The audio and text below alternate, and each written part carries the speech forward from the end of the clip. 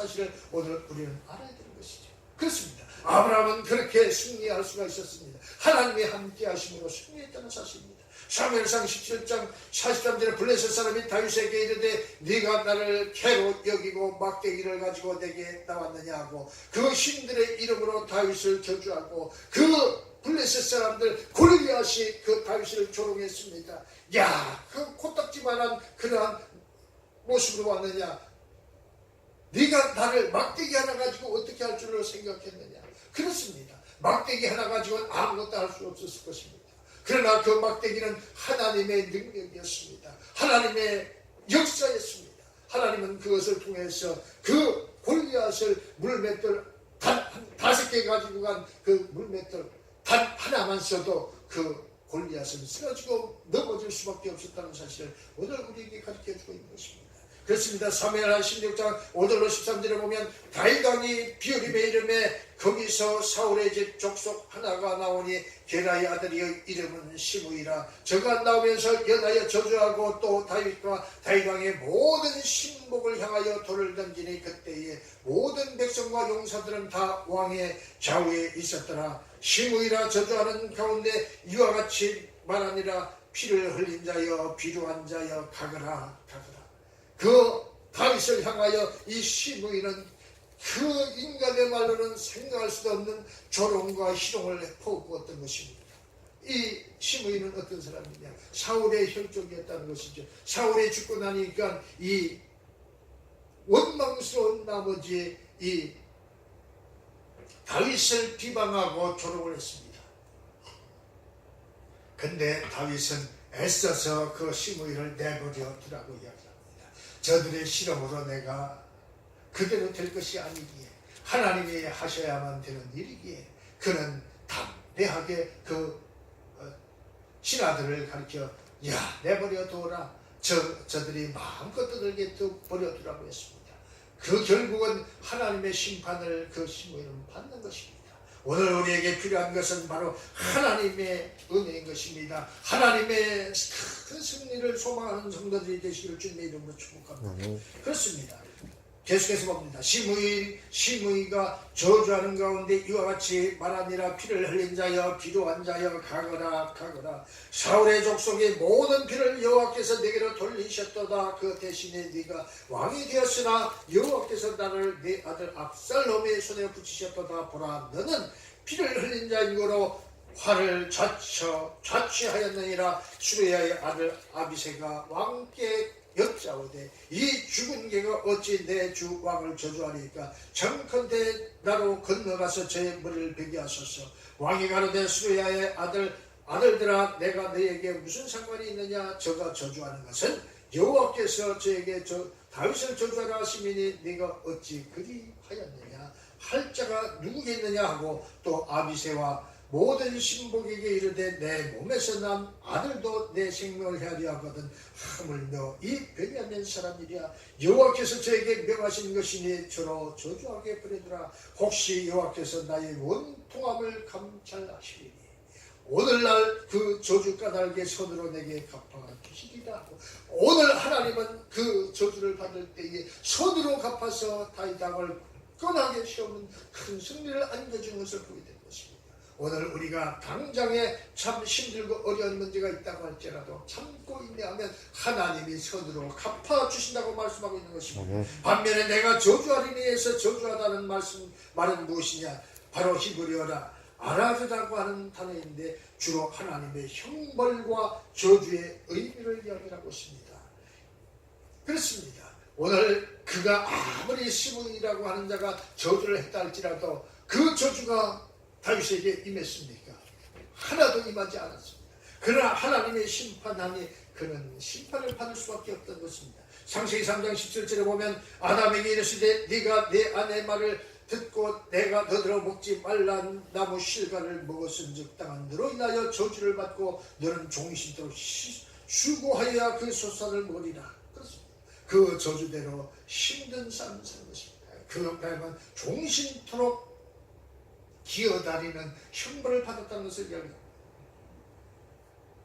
신명기 21장 15절로 26절에도 장색의 손으로 조각하였거나 부어 만든 우상한 여호와께 가져가니 그것을 만들어 은밀히 세우는 자는 저주를 받을 것이라 할 것이요 모든 백성은 응답하여 아멘할지어다. 그 부모를 격렬히 여기는 자는 저주를 받을 것이요 받으라 것이라 할 것이요 모든 백성은 아멘할지어다.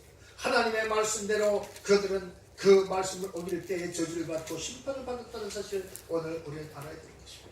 그렇습니다. 사사기 21장 18절에 그러나 우리가 우리의 딸을 그들의 아내로 주지 못하리니 이는 이스라엘 자손이 맹세하여 이르기를 딸을 베냐민에게 아내로 주는 자는 저주를 받으리라 하였습니다. 그렇습니다. 왜 그랬습니까? 오늘 하나님의 이름으로 맹세하고 그것을 지키지 않으면 그 저주가 이루 사람의 생각으로는 형언할 수 없는 그러한 저주가 심판이 임한다는 사실이기 때문에 그렇습니다. 말라기 2장 2절에도 만군의 여호와가 이르노라 너희가 만일 듣지 아니하며 마음에 두지 아니하여 내 이름을 영화롭게 하지 아니하면 내가 너희에게 저주를 내려 너희의 복을 저주하리라. 내가 이미 저주하였나니 이는 너희가 그것을 마음에 두지 아니하였습니다. 오늘 우리는 승리하는 비결은 복을 받는 비결은 하나님의 말씀을 마음에 두고 그 말씀대로 행하는 사람들이 복을 받는다는 것입니다. 그러면 하나님의 언약을 챙기는 아브라함을 멸시하거나 대적하는 자는 하나님의 형벌과 저주를 받아서 패배하게 된다는 것을 이야기합니다. 아무리 큰 무기, 아무리 훌륭한 살상 무기를 가지고 있다 할지라도 하나님이 함께 하시면 그 어떠한 것도 무너뜨릴 수 없다는 것을 이야기합니다. 그래서 창세기 3장 14절에 인류를 타락시킨 뱀을 저주할 때 최초로 사용된 그 말이 바로 아라르라고 하는 것을 이야기하고 있습니다. 그 타락시킨 뱀을 저주할 때 최초로 사용되었습니다. 그 뱀에 대한 저주는 뱀의 패배와 성도들의 큰 승리로 이어졌다는 것입니다. 주님이 그 대가리를 밟아 버리니 그것은 아무것도 아닌 것이 되었듯이 창세기 15장 1절에 이후에 여호와의 말씀이 이상 중에 아브라함에게 임하여 가라사대 아브라함아 두려워 말라 나는 너의 방패요 너의 지극히 큰 상급이니라 라고 말씀하고 있습니다. 하나님은 우리의 방패가 되는 것입니다. 하나님은 우리의 참 상급이 되시는 것입니다. 하나님을 믿는 자들에게는 이러한 큰 승리가 보장되어 있다는 사실을 믿으시길 주님의 이름으로 축복합니다. 여기서도 하나님께서는 자신을 아브라함의 방패라고 소개하고 있습니다.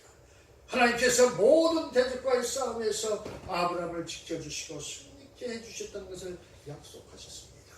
이번에 WTO에서 참 우리나라가 일본의 수산물들을 수입 금지시켰는데 그것이 어디냐? 후쿠시마의 그 수산물들을 수입 금지를 시켰습니다. 그랬더니 일본 정부에서 WTO에 제출한 것입니다.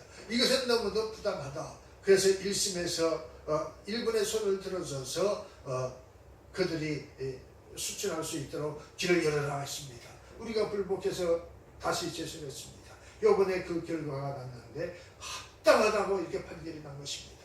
처음에 그 판결이 났을 때 일본은 좋아라 하며 수입하라고 아우성을 쳤습니다. 그런데 이번에 반대로 합당하다고 하니까 WTO가 잘못됐다고 난리 쳤습니다. 그렇습니다. 그 후쿠시마 원전에서 사고로 인해서 그 수산물들이 오염이 됐다고 하는 사실을 세계가 다시 한번 확인한 계기가 됐다는 것입니다. 그들은 얍삭한 수로 우리나라에게 공격을 해왔지만 그들은 결국 실패한 것입니다. 오늘 큰 승리는 바로 하나님이 허락하실 때만 승리가 이루어진다는 사실을 믿으시길 주님이 축복합니다. 큰 승리의 허락은 단순히 외적인 면에서의 승리가 아니라 내적인 면에서의 승리도 포함된다는 것을 말씀하고 있습니다. 이 내적인 승리는 바로 영적인 면에서의 승리하는 사람을 이야기합니다. 외적인 것은 육적인 것에서 승리하는 것을 이야기하지만 그것으로 끝나는 것입니다. 그러나 내적인 것은 영원에 이르는 하나님의 축복인 줄 믿고 우리가 인생을 살아가는 데 있어서 영원한 축복의 주인공들이 다 되시길, 영원한 큰 승리의 주인공들이 다 되시기를 주님의 이름으로 축복합니다. 아멘. 좋으신 하나님 참 감사합니다.